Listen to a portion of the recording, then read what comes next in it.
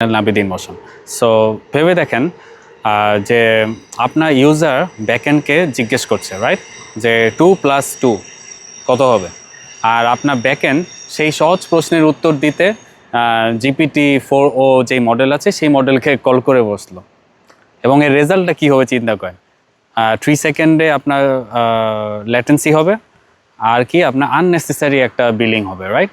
আবার অন্য এক ইউজার পাঠালো কি 50 পেজের একটা কি জটিল কমপ্লেক্স লিগাল ডকুমেন্টের একটা অ্যানালাইসিস, আর আপনার সিস্টেম সেটা পাঠালো কি একটা ছোট লেটস সে 8 বিলিয়ন প্যারামিটারের একটা মডেলের কাছে, যেটা কি আপনার হ্যালোসিনেশন করে কি বলে একদম পুরোপুরি ভুল উত্তর দিয়ে বসলো।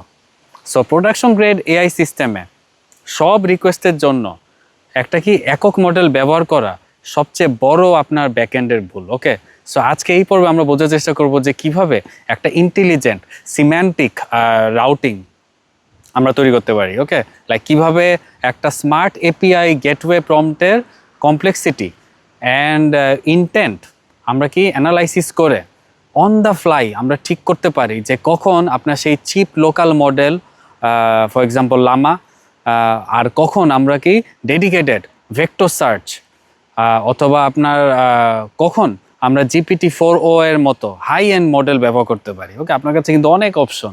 সো আপনার কাজ কি কোম্পানির বিল টোকেনের কস্ট কমানো, রাইট। সেই সব অপটিমাইজেশন না করলে আলতু ফালতু আপনার রিকোয়েস্ট আসবে, আর ওগুলোর জন্য আপনি will end up spending more money. Okay, so এগুলা অপটিমাইজেশন বোঝা খুবই জরুরি যখন আপনি স্কেলেবিলিটি নিয়ে চিন্তা করবেন।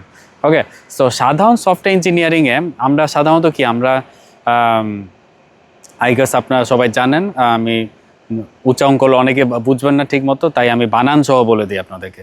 সো NGINX, ওকে, NGINX, বাকি আমরা HA প্রক্সি, এগুলো দিয়ে আমরা কি করি, আমরা রাউন্ড রবিন বা আপনার আইপি হ্যাশ ভিত্তিক যে আপনার লোড ব্যালেন্সিং আছে সেটা করি, রাইট। কিন্তু এআই ওয়ার্কলোডে আপনার কি এই কনভেনশনাল নিয়ম কিন্তু কখনোই কাজ করবে না, কারণ কি নেটওয়ার্ক ট্রাফিকের চেহারার চেয়ে প্রম্পটের ভেতরে থাকা টেক্সটের যে অর্থ আছে উইচ ইজ সিম্যান্টিক যেই ইন্টেন্ট আছে এটা কিন্তু বোঝা অনেক বেশি গুরুত্বপূর্ণ। তাহলে সিম্যান্টিক রাউটিং বলতে আমরা কি বুঝি, রাইট? এটা আপনাদের মাথায় ডিরেক্ট কোশ্চেন আসার কথা। সহজ কথা আমি যদি বলি, ইনকামিং প্রম্পটের যেই মিনিং আছে সেটা বুঝে সেটাকে স্পেসিফিক এক্সিকিউশন পাথে পাঠিয়ে দেওয়া। ওকে, এইটাই সহজভাবে এইটাই বলতে হবে। সো আমাদেরকে মূলত কি তিনটা প্রধান রাউট নিয়ে চিন্তা করতে হবে। ওকে, সো ফার্স্টে যেই রাউট সেটা হচ্ছে আপনার কি আপনার ডিরেক্ট ক্যাশ পাথ। ওকে, সো ডিরেক্ট ক্যাশ পাথে কি হয়, প্রশ্নটা যদি কমন হয় তবে মডেলে না গিয়ে সরাসরি আমরা কি করব, সিম্যান্টিক ক্যাশ থেকে আমরা অ্যান্সারটা দেওয়ার চেষ্টা করবো। ওকে, দেন সেকেন্ডে যেটা সেটা হচ্ছে আপনার কি ফাস্ট অ্যান্ড কি সস্তা যেই পাথ, ওকে, চিপ যেই পাথ। এখানে যেটা হয়, সাধারণ যে আপনার ক্লাসিফিকেশন আছে বা আপনার কোয়েরির জন্য আমরা কি ছোট ছোট বা দ্রুত গতির লোকাল মডেলে আমরা কি ট্রাফিক পাঠিয়ে দেব। ওকে, দেন থার্ড যেটা আছে সেটা হচ্ছে আপনার কমপ্লেক্স যেই রিজনিং যেই পাথ।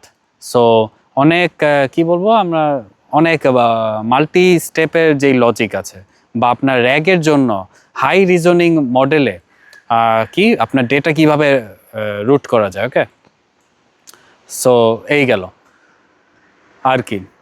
আর এখন আমরা আরেকটা জিনিসটা চিন্তা করতে পারি। হ্যাঁ, সো লেটস সে একটা production grade AI gateway architectural একটা ব্লুপ্রিন্ট কিভাবে কাজ করে এটা আমরা আরেকটু যদি ডিটেইল আপনাদেরকে বলি।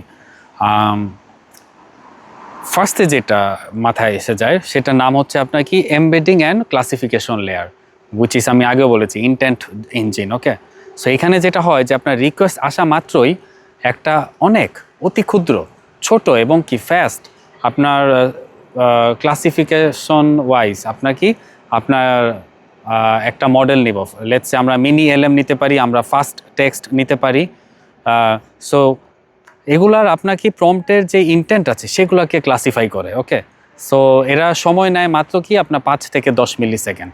দেন আপনার আরেকটা আছে যেমন কি আপনার ডাইনামিক যেই পলিসি বেসিক্যালি যে রুলস পলিসি যেই রুলস আছে। ওকে, সো এখানে কি হয়, আপনার সিস্টেম চেক করে যে আপনার ইউজারের সাবস্ক্রিপশন টায়ারটা কি, সো প্রম্পটের টোকেন লেন্থ কত, দেন হ্যাঁ অ্যান্ড কারেন্ট আপনার যে এপিআই কোটা আছে আর কতটা বাকি আছে, এই জিনিসগুলো আর কি।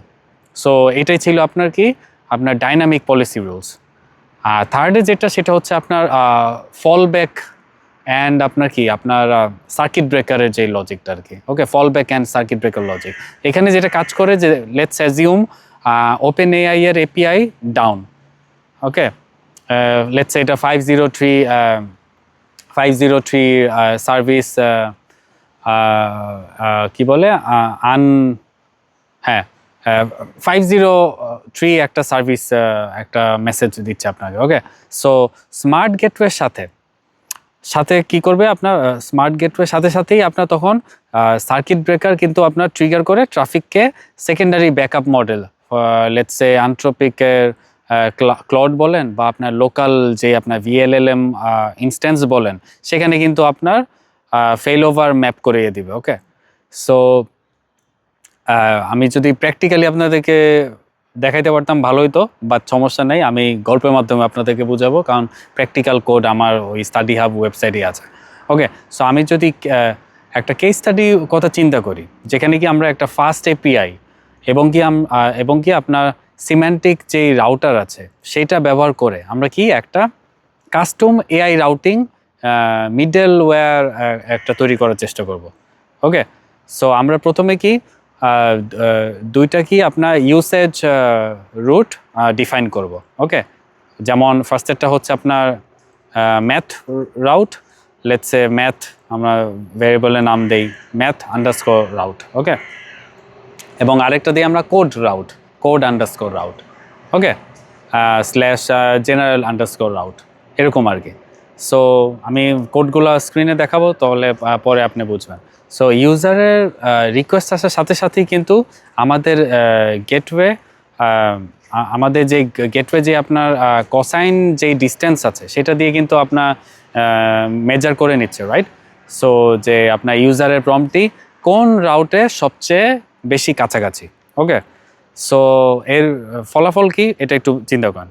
যেখানে প্রতিটা আপনার GPT-4o কলে খরচ হতো মাত্র 3 সেন্ট, সেখানে এখন প্রায় কি 70% জেনারেল ট্রাফিক চিপ, এবং বাকি আপনার ফ্রি মডেলে আপনার কি হ্যান্ডেল করে আমরা কি করছি, ক্লাউড বিল কিন্তু অনেক কমিয়ে আনছি।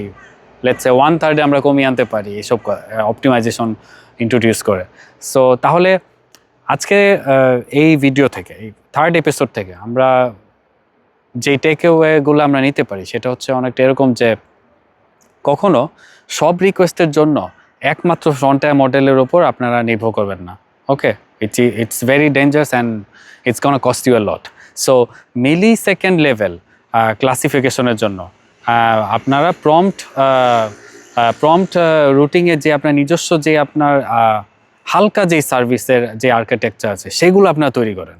ওকে, third party model, let's say আপনার আউট এজের হাত থেকে আপনার যদি বাঁচতে চান, আপনাদের ব্যাকএন্ডে কিন্তু এই টাইপের আপনার সার্কিট ব্রেকার এবং কি আপনার ফেল ওভার স্ট্র্যাটেজি এনশিওর করতে হবে। ওকে, সো পরের পর্বে আমরা আলোচনা করব যে ডেটা সিরিয়ালাইজেশন, দেন আমরা স্কিমা ভ্যালিডেশন অ্যান্ড কি আপনার স্ট্রাকচার্ড এআই আউটপুটস নিয়ে।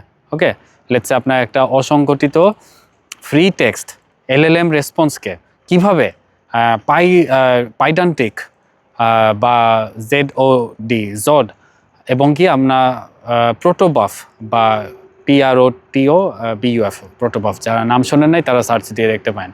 এগুলো দিয়ে কিভাবে আমরা একটা কঠোর টাইপড ডেটাবেস মডেলে সুরক্ষা দিতে পারি আর কি। ওকে, সুরক্ষিতভাবে আমরা এটাকে কাস্ট করতে পারি, সেগুলোই মূলত আমরা গল্পের মাধ্যমে বলতে চেষ্টা করবো। ওকে, সো ভিডিওটা ভালো লেগে থাকলে অবশ্যই আপনাদের মতামত জানাতে ভুলবেন না। আপনারা বাংলাদেশে কোন জায়গা থেকে দেখছেন ভিডিওটা সেটাও আপনারা কমেন্ট সেকশনে জানাতে পারেন। আর আশা করি এই সিরিজটা ব্যাকএন্ড ইঞ্জিনিয়ারিং সিরিজটা আপনারা খুব মনোযোগ দিয়ে শেষ করবেন, যেন আপনাদের ব্যাকএন্ড রিলেটেড যেসব কনসেপ্ট আছে সেগুলো যেন আপনাদের একদম ক্রিস্টাল ক্লিয়ার থাকে। দেন আপনারা যখন ডকুমেন্টেশন দেখে দেখে আপনারা যখন প্র্যাকটিস করবেন, আপনারা যখন রিয়েল লাইফে আপনার প্রজেক্ট বানাবেন, আপনার কিন্তু তখন অলরেডি যেহেতু আপনাদের কনসেপ্ট ক্লিয়ার, আপনারা জানেন যে আপনাদের কী করা লাগবে, রাইট? সো এই বলে আজকে ভিডিও শেষ করছি, দেখা হবে নেক্সট ভিডিওতে। তারা বাই বাই।